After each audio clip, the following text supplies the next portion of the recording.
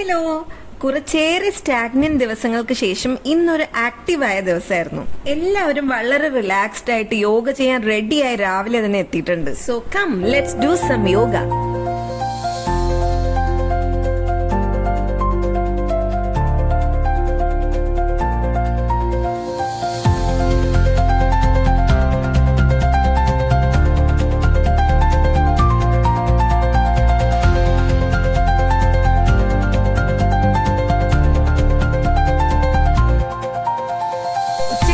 കുട്ടികളുടെ yoga related കോമ്പറ്റീഷൻസും ഫംഗ്ഷൻസും ഒക്കെ ഉണ്ടായിരുന്നു.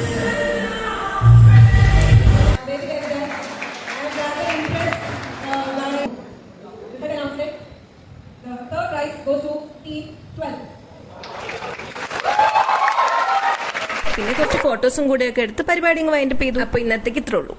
Bye bye.